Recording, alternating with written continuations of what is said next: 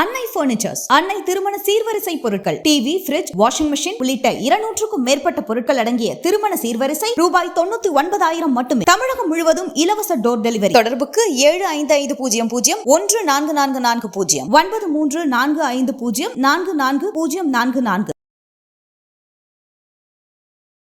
நீதி வழங்கும் போது அண்ணன், தம்பி, சொந்தம், பந்தம், பணக்கார, ஏழை எதையுமே பார்க்க கூடாதுடா.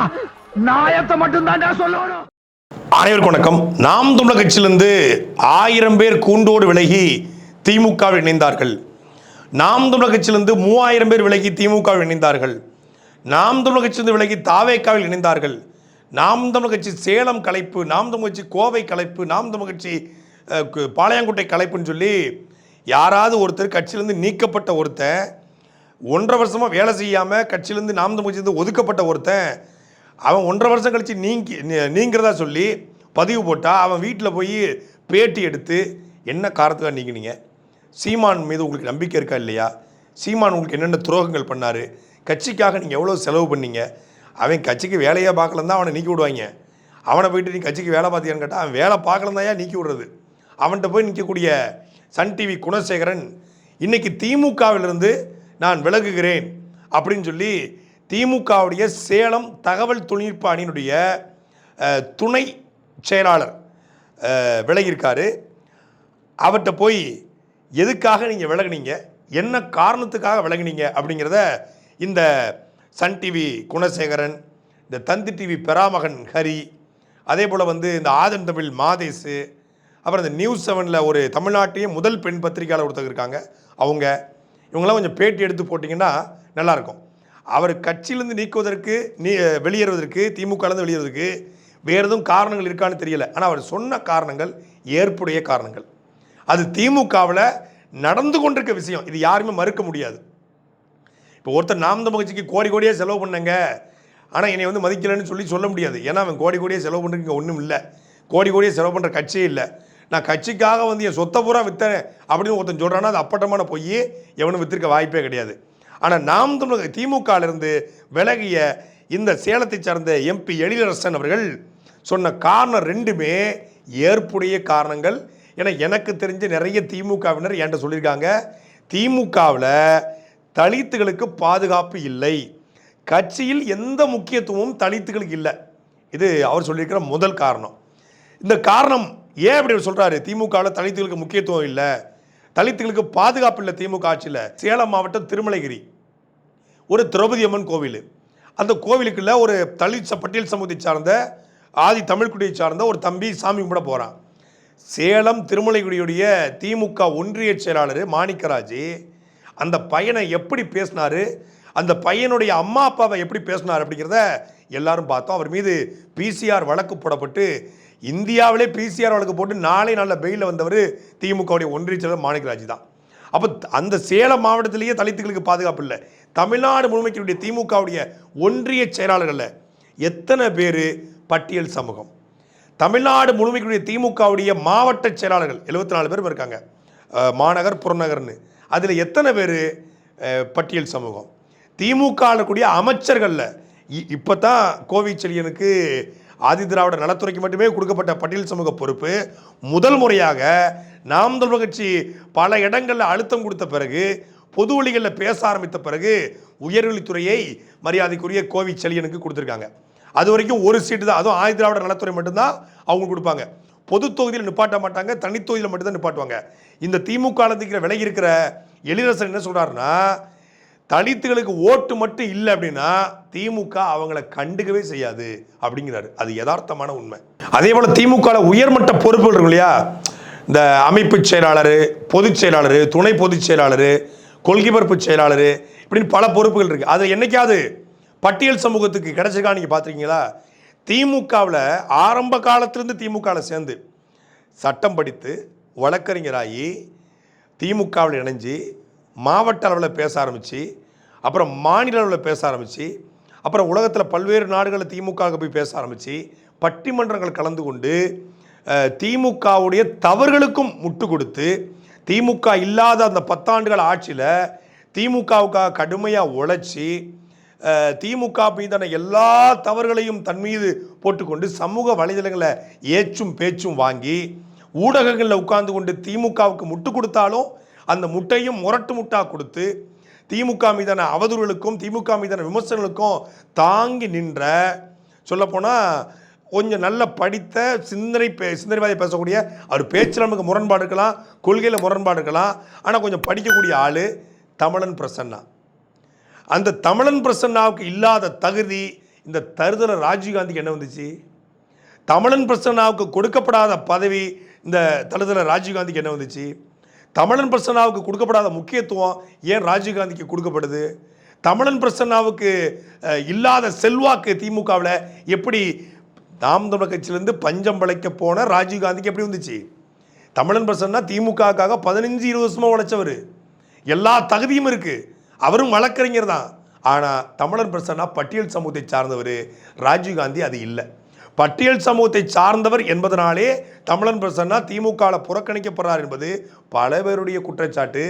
அது தமிழன் பிரசன்னா மறுக்கலாம், இல்லை நான் கழகத்தில் நல்லா தான் இருக்கேன், என்னை நல்லா தான் வச்சுருக்காங்கன்னு. ஆனால் அவர் உள் மனசுக்கு தெரியும் ராஜீவ்காந்தி எந்த இடத்துல இருக்கார், 4 வருஷத்தில் தமிழன் பிரசன்னா எந்த இடத்துல இருக்காருன்னு. இது ஒரு எடுத்துக்காட்டு தான்.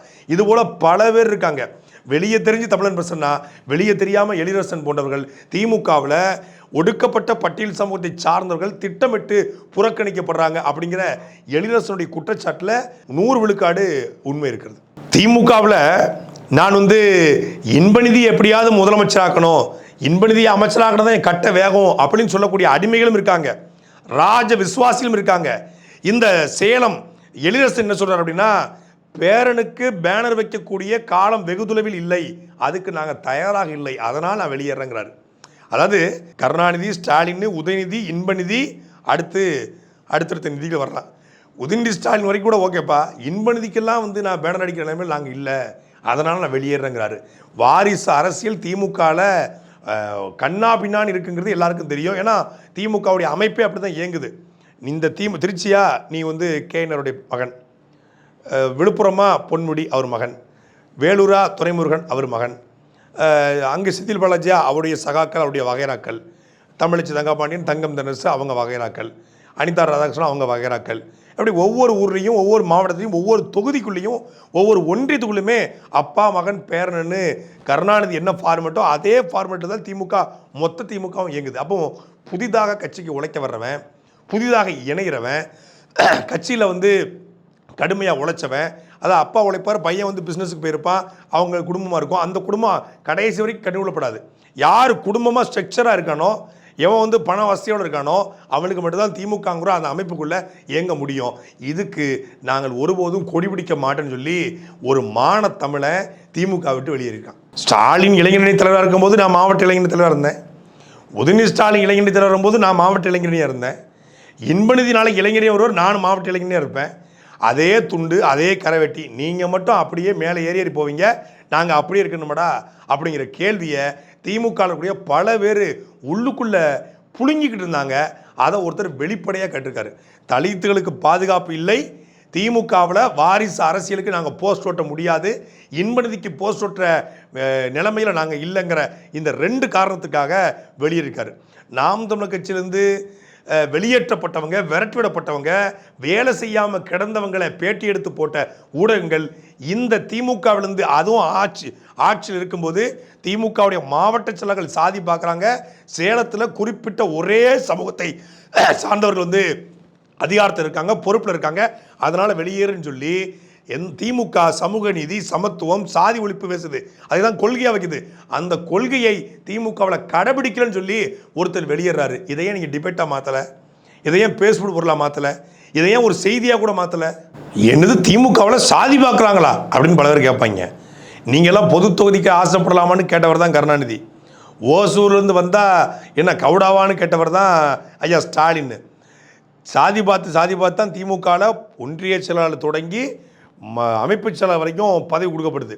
சாதி பார்த்து தான் சீட்டு வழங்கப்படுது, சாதி பார்த்து தான் எம்பி சீட்டு வழங்குறாங்க, சாதி பார்த்து தான் அமைச்சர் கொடுக்குறாங்க.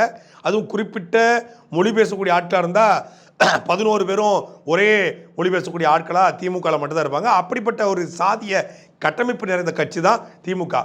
திமுக கூட்டணியில் இருக்கக்கூடிய விசிக இந்த ஈரோடு கிழக்கு தொகுதி பிரச்சாரத்துக்கு வரல. ஈரோடு கிழக்குக்கு திமுகவே வரல, அது வேறு விஷயம். 2024 நாடாளுமன்ற தேர்தலில் திருமாவளவன் அவர்களை நீங்கள் சிதம்பரம் தாண்டி திமுக தொகுதி எங்கேயும் வர வேண்டாம் அப்படின்னு சொன்னதனுடைய காரணம் என்ன? கட்சியுடைய வாகனத்தில் எல்லா கொடியும் பறக்கும்போது விசிகா கொடியை மட்டும் அகற்ற வேண்டிய காரணம் என்ன? தேர்தல் பிரச்சாரத்துக்கு ஐயா ஸ்டாலினோ மற்ற தலைவர்களோ போகும்போது எல்லா கொடியும் தூக்கி பிடிக்கும்போது விசிகா கொடியை மட்டும் கீழே இறக்க சொல்ல வேண்டிய காரணம் என்ன? கொங்கு பகுதிகளில் விசிகா திமுக கூட்டில் இருக்கா இல்லையா அப்படிங்கிற அளவுக்கு தான் விசிகா இல்லை. ஏன்னா விசிகா இருந்துச்சுன்னா அது திருமாவளவன் குறிப்பிட்ட சமூகத்துக்கான தலைவராக இருக்கார். அதனால் அந்த சமூகத்தை பிடிக்காத சமூக மக்கள், கொங்கு சமூக மக்கள், தென் மாவட்ட மக்கள் ஓட்டு போட மாட்டாங்க. அதனால் நீங்கள் ஓட்டு கேட்டு வராதீங்கன்னு சொல்வது ஒரு நவீன தீண்டாமை. அந்த தீண்டாமையை கடைபிடிக்கக்கூடிய திமுக இப்பொழுது தலித்து மக்களுக்கு பாதுகாப்பை கூட உறுதி செய்யலைங்கிற காரணத்தை காட்டி எழிலரசன் வெளியேறியிருக்கார். உண்மையாக ஒருத்தன் வெளியேறியிருக்கார் 2 காரணங்களை சொல்லி. இதை செய்தியாக மாற்ற மாட்டாங்க. ஆனால் கடந்த 4 நாட்களாக நாம் தமிழர் கட்சியுடைய மாநில ஒருங்கிணைப்பாளர் சாட்டை துரைமுருகன் நாம் தமிழர் கட்சியிலிருந்து விலகல், வலதுசாரி சித்தாந்தங்களுக்கு ஆதரவாக சீமான் செயல்படுவதால் அதிருப்தியில் வெளியேறினார் அப்படின்னு ஒரு போஸ்ட் கார்டு எனக்கே ஒரு 200 பேர் அனுப்பிச்சிட்டான். அண்ணா உண்மையா? அண்ணா அப்படியா? அண்ணா போயிடாதீங்க, அண்ணா எங்கே போகிறீங்க, இதை பற்றி சொல்லுங்கள், விளக்கம் கொடுங்க அப்படின்னு கேட்டிருக்காங்க. ஒரு போஸ்ட் கார்டு அதை ஒழுங்காக எடிட் பண்ணுறீங்களாடா? நாம் தமிழர் கட்சியுடைய மாநில ஒருங்கிணைப்பாளர் தான். வெளியேறினாலே மாநில ஒரு பாரு வீணாக டெம்ப்ளேட்டாக அடிச்சு வச்சுறது, பேரை மட்டும் மாற்றிக்கிறது. டேட்டு பார்த்தா 31 ஜனவரி 2025 போட்டிருக்கு. நான் 5 நாள் கழிச்சு அதை வெளியிட்டிருக்காங்க. எடிட் பண்ணலை. அன்றைக்கி 31 எவனோ போயிருப்பான் போல இருக்குது. அதில் என் பேரை போட்டு என் ஃபோட்டோவை போட்டு அடிச்சு விட்டாங்க. மாநில கொள்கை உறுப்பு செயலாளர் அதை கூட ஒழுங்காக போடாமல் மாநில ஒருங்கிணைப்பாளர் போட்டு ஒரு எடிட் பண்ணுற ஒழுங்காக பண்ணதில்லை. ஏன்ட்ட கேட்டிருந்தா கூட 3 எடிட் இருக்கா நம்மகிட்ட, ஒழுங்காக எடிட் பண்ணி கொடுத்துருப்பான். அதை கூட ஒழுங்காக பண்ண தெரியாமல் அப்படி என்னடா வேலை பார்க்குறீங்க? சாட்டை எடுத்து நாட்டை திருத்து